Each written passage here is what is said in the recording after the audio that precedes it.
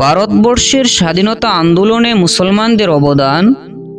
ভারতবর্ষের স্বাধীনতা আন্দোলনে মুসলমানদের কি পরিণতি হয়েছিল তা আমরা 1857 সালের সেই বিদ্রোহ থেকে উপলব্ধি করতে পারি। স্বাধীনতা সংগ্রামীরা কিভাবে তাদের জানমাল আবরু ইজ্জত বিলীন করে দিয়েছিল ভারতবর্ষের স্বাধীনতার জন্য, আজকের ভিডিওর মাধ্যমে আমরা ভারতবর্ষের স্বাধীনতা আন্দোলনে সেই বীর পুরুষদের আত্মবলিদানের সংক্ষিপ্ত ইতিহাস তুলে ধরার চেষ্টা করব। ইংরেজ শাসকরা ভালোভাবেই জানত যে ভারতে মুসলিমদের পক্ষ থেকে তাদের জন্য সব সময় বাধা আসবে, যেহেতু 1757 সালে তারা মুসলমানদের কাছ থেকে ক্ষমতা নিয়েছিল আর মুসলমানরা সারা জীবন সে পীড়নকে অনুভব করেছে। তাই ইংরেজদের সঙ্গে স্বাধীনতা সংগ্রামের মূল বিরোধ ছিল কেবল মুসলমানদের সঙ্গে। তাই সিপাহী বিদ্রোহের পর মুসলমানদের উপর যে বিভীষিকা নেমে এসেছিল তা আরও করুণ এবং ভয়ঙ্কর। কেবল 1857 সালের বিদ্রোহেই 2 লাখ মুসলমান শাহাদত বরণ করেছিলেন।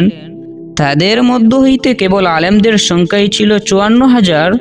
খুব পরিকল্পিত এবং নৃশংসভাবে আলেমদের একটা বিরাট অংশকে ফাঁসিতে ঝুলানো হয়েছিল।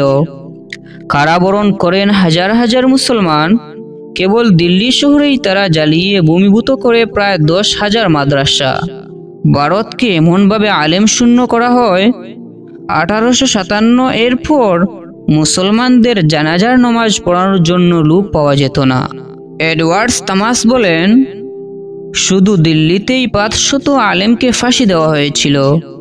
শেখুল হিন্দ হজরত মাহমুদ হাসান দেওবন্দি রহমতুল্লাহ আলাইহি এর রেশমি রুমাল আন্দোলনের পর ষড়যন্ত্র করে হজরত শেখুল হিন্দ এবং তার 4 সহকর্মী শাগের্দ হুসাইন আহমেদ মাদানী, মৌলানা ওয়াজায়ের গুল, মৌলানা হাকিম নুসরত হুসাইন, মৌলভী ওয়াহিদ আহমেদকে 3.5 বছর মাল্টায় বন্দী করে রাখা হয়। এছাড়াও বহু আলেমকে তারা মাল্টায় আন্দোলনে সাইপ্রাসে নির্বাসন দেয়।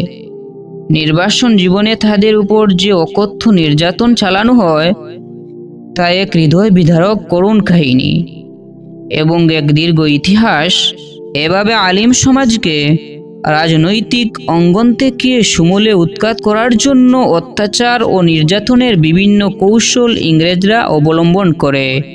1857 সালের 18ই নভেম্বর দিল্লি জামে মসজিদের অঙ্গিনায় একই দিনে তারা 27,000 মুসলমানকে হত্যা করে। ইংরেজরা মুসলমানদের যখন হত্যা করত তখন শূকরের চামড়ার মধ্যে পুরে সেলাই করে দিত এবং হত্যার পূর্বে শূকরের চর্বি গায়ে মাখিয়ে আগুন জ্বালিয়ে দিত। একজন বিখ্যাত ইংরেজ সংগ্রামী লিখেছেন, একজন মুসলিম সিপাহীর মুখমণ্ডল সঙ্গিনের আঘাতে ক্ষতবিক্ষত করা হয়, তারপর তাকে অল্প আগুনে বুনা করা হয়। জ্বলন্ত মানুষের দুর্গন্ধে আমার মাথা ফেটে যাওয়ার উপক্রম হয়েছিল। খাজা হাসান নিজামী লিখেছেন, হাজার হাজার মুসলিম নারী ইংরেজদের পৈশাচিক নির্যাতনের বয়ে নিজেদের কূপে নিক্ষেপ করে আত্মহত্যা করেছে। অনেক পুরুষ তো নিজের স্ত্রীকে হত্যা করে নিজেই আত্মহত্যা করেছে। পরিশেষে বলতে চাই, সকল যুদ্ধের ইতিহাসের সঙ্গেই শোকাবহ রক্তের দাগ লেগেই থাকে, কিন্তু ভারত স্বাধীনতার সঙ্গে কেবল রক্তই নয়, অসত্যতা এবং নিমক হারামির দাগও লেগে আছে। মুসলমানের রক্তে ভারতের মাটি যতই ভিজে থাক, ইতিহাসের পাতায় মুসলমানদের অবদানের অধ্যায়টি ক্রমশ বিবর্ণ থেকে বিবর্ণোত্তর হয়ে যাচ্ছে। এটাই হলো বাস্তবতা।